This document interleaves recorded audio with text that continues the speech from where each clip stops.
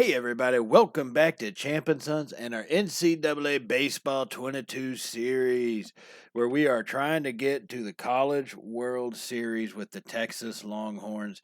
And we've got a wicked episode today. We've got a weekend set against the Texas Tech Red Raiders. Now, coming into it, our record right now, we are 6 games below 500. It has been a rough second month of the season, right? We're coming off what amounts to a 6-game losing streak. So, first month of the season, we actually did pretty decent. I mean, we're around 500, give or take, right? Basically, right at that point, coming up into May 9th, where we've lost 6 games in a row, kind of put us where we are. So, this one, it is another conference rival, the Big 12, Texas Tech, but this time they are traveling here to Austin, and we do not have that white field glitch like we had in episode 1. We've got everything functioning and working appropriately as it should. So, on tap for today, one player we definitely need to watch out for, keep an eye on, is going to be Bill Hamill. He's got 8 home runs, 20 RBIs, a 241 batting average, and a 746 for his on-base plus slugging. Now, that's actually pretty decent. I would like to see him get have a higher batting average. Man, he is one of our leadoff hitters, right? So you want your guys at the beginning to be able to get on, and especially if you're a leadoff, not only do we need you to get on to steal bases and to generate runs, but we need you to get on to allow those guys behind you to do something. Now, to start out on the bump today is going to be Gilberto Reyes. He's had kind of a rough season to start, but he's not getting the best run support either.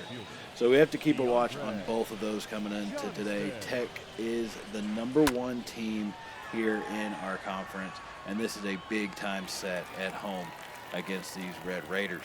And one pitch is going to lead to 1 out, and speaking of the devil, Bill Hamill, the ball goes flying right to him, an easy catch for him.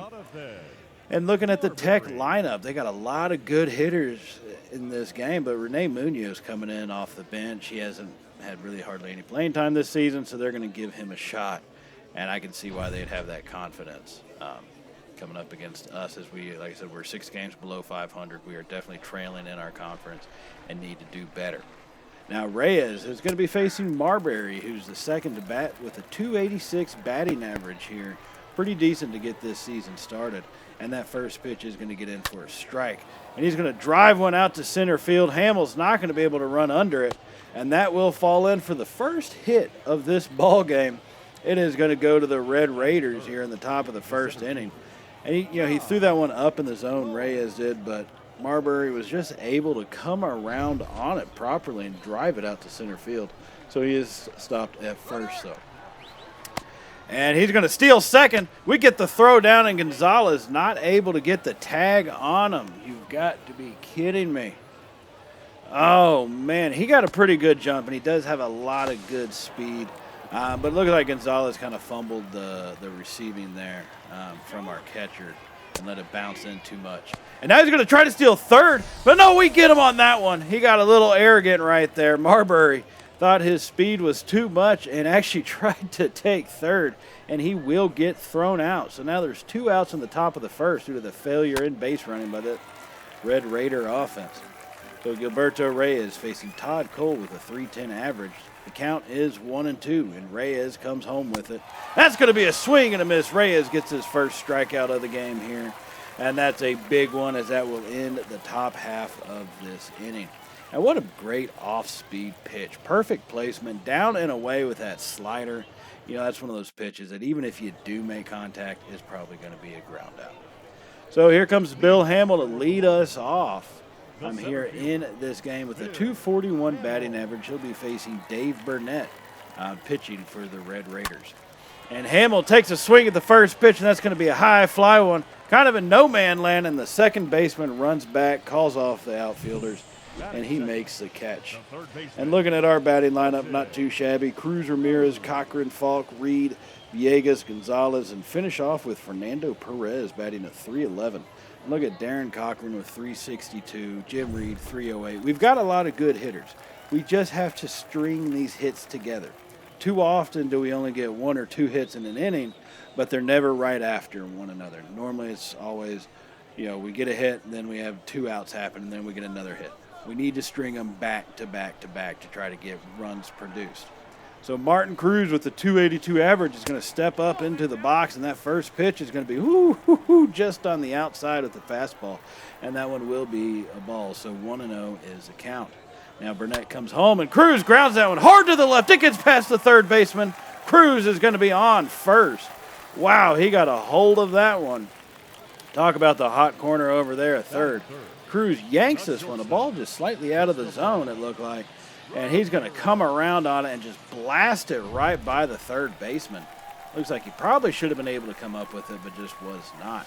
So that will bring up Cristobal Ramirez to the plate, batting .211 on the season with 7 home runs and 20 RBIs. Now, one thing to keep in mind is Cruz does have a lot of speed there, so we may be able to get him moving on this base path. And the second pitch comes into Ramirez, and that's going to be 2-0 is the count. Now, he's got it, definitely has a hitter's count at this point. And the 2-0 delivery, he's going to pull that one to the left. Came around just slightly early, so making the count 2-1 now. And Burnett will check the runner, and he comes home with it. And he's going to hit a high fly ball to right field, and that's going to be a little too easy for that right fielder as he comes down with it for the second out of this inning. And we need to try to get another run across. This is what I was talking about when I was saying string some hits together. We haven't really done that so far. Now here comes up Darren Cochran, our catcher, with a .362 batting average, needing to try to get him to make something happen with Cruz on first. Cochran swings and drives that one to right, but it's can't get past the first baseman. Makes a great play by that guy, and he does step on first in this inning. So 1 hit for each team here in the first inning. No runs here in Austin have been scored just yet. Now we're going to advance up to the bottom of the second with 1 out. Jim Reed, who's batting a .308 on the season, is here at the plate. And Burnett still on the mound, brings it home. Reed hits a high fly ball, and it's not going to be very far, just past the infield, and the second baseman does come down with that one fairly easily, making 2 outs. So here comes Jose Villegas, .306 average on the season, and he's going to try to get something going for this Horns offense. And he's got one! Deep right field, no doubt about it. Oh, my goodness. Oh, baby. Oh, baby. Villegas got a hold of that one. First pitch swing, and these Horns offense are coming out aggressive. And he gets a hold of it and drives it deep to right field. And that one will be gonzo. All 4 bases touched. 1-0 is now the score of this ball game here. And that's a big-time hit. We need more of that from our offense. If we're not going to be stringing multiple hits together, we need to get some big flies going. All right. So now here we are in the bottom of the third inning, moving on pretty quickly here with a man on second and only 1 out in the inning. Cristobal Ramirez, who got out in the top of the first inning, he is to the plate 0 for 1 on the evening. And Burnett delivers a 0-1 pitch, and that's going to be fouled off, and the count is now 0-2 to Ramirez, needing to make sure to protect this plate with a runner on second. Ramirez inside from Burnett, and he's going to hold off, and that count is 1-2 now. Now, Burnett is pitching a pretty decent game, but he did give up that home run, so. Oh, Ramirez gets a hold of that one. It's going to be deep to center field. Is it deep enough to get him moving? And it's not. Not deep enough, and so we're not able to advance the runner. So he will remain at second. And here comes Cochran. He's 0 for 1 on the day and one of our best hitters, so we need him to come through for us. Now that first pitch comes to the outside with a fastball. It's 1-0 is the count now to Cochran. As Burnett, he's approaching 40 pitches here in 3 innings. I want to see him hit more, but there we go. Cochran drives it right down the right field. Cruz comes home. He's legging it out for second. Cochran slides in. Safe at second. That's an RBI double. The Longhorns take the lead 2-0 now. Cochran not satisfied with the single, and he's not known for being swift of foot. He drives that one to right field. It goes to the wall, and he says nobody gets on the cover of a Wheaties box by staying at first, and he hauls it over to second. So now Kenny Falk will come to the plate after that run scored. And he gets a big fly. He ate that one up. deep to left field. Oh, my goodness. Oh, baby. Oh, baby. Kenny Falk just drives that one out of here. No doubt about it. And this pitching staff, Burnett for the Red Raiders, is starting to fall apart. His pitch count, I had kind of mentioned it a little bit ago, was getting a little bit higher on up there. And that was starting to really affect him, it looks like. He's hanging a couple pitches right over the middle. And Falk just got a hold of it and just blasts that one deep to left field, as that one will go out. Now here we are in the top of the 6th inning. Tech is threatening, and the Longhorns do lead 5-0 at this point. And that's going to be a line out to Cruz. Thought it was a ground out. It was not, just a line out.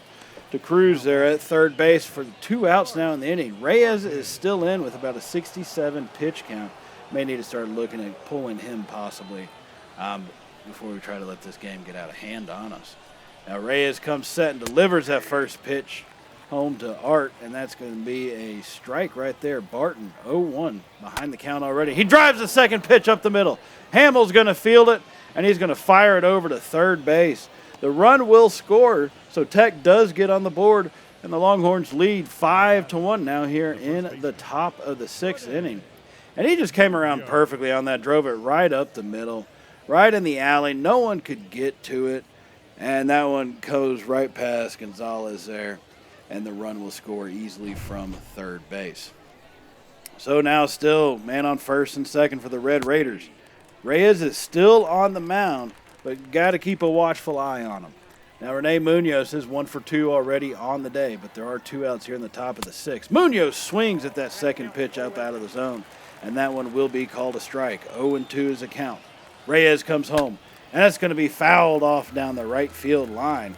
Came around a little early on. It looks like we have him guessing. Next pitch comes home, and it's going to be a strikeout looking. Backwards K for Reyes right there, as that will end the 6th inning, and the Horns will walk out of danger on that.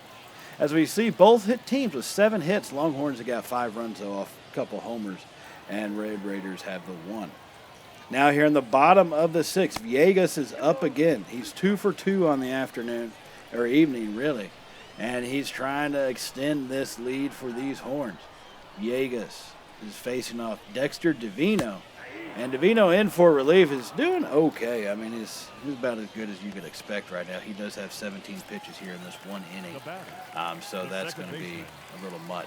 And he actually gets the strikeout, and that's going to bring up Mark Gonzalez now. Villegas strikes out looking.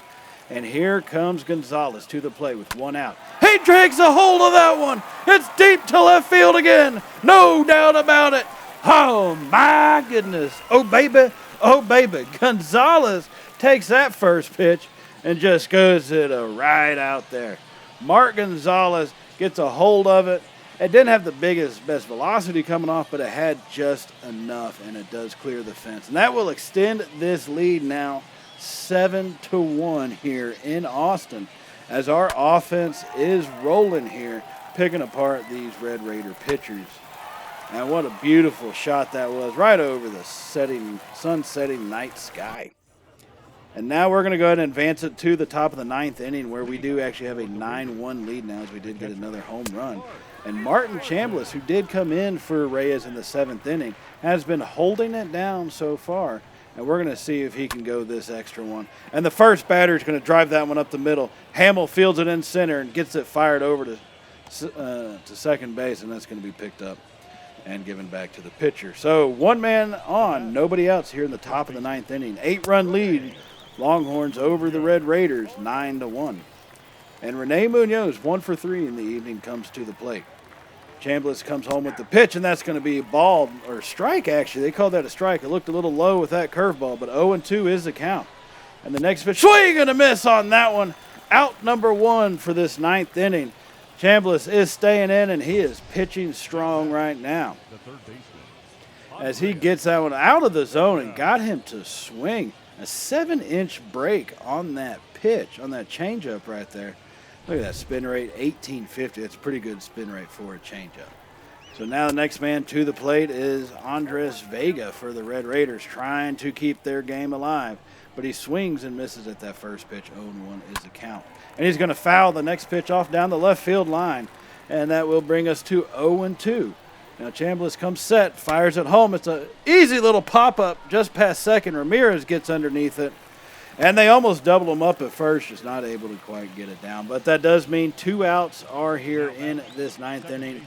Chris Dugan is up for the Texas Tech, trying to be a hero. And he's not going to do it. Lines out to Cruz at third. Big-time win by this Longhorns. We really needed that one to come back after a 6-game skid. To bounce back and get our offense rolling like we did in this one.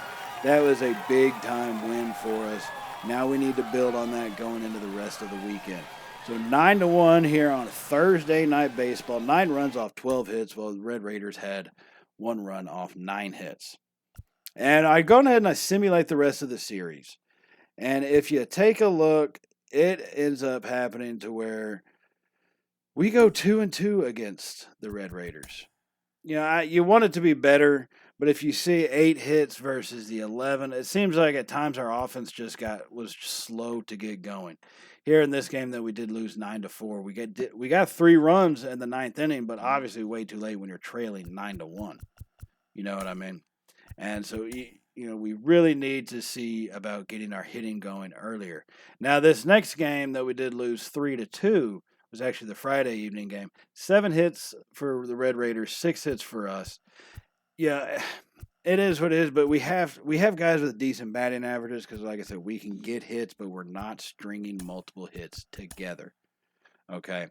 Here in the Saturday evening game that we did win 7-4, 12 hits for us, 10 hits for the Red Raiders.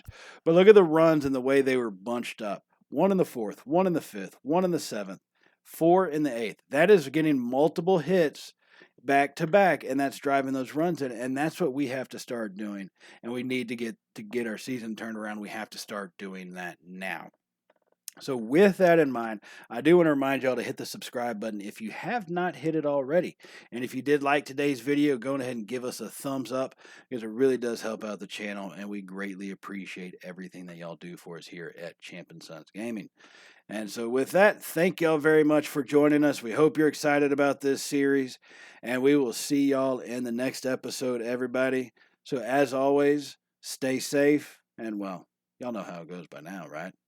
Later, y'all.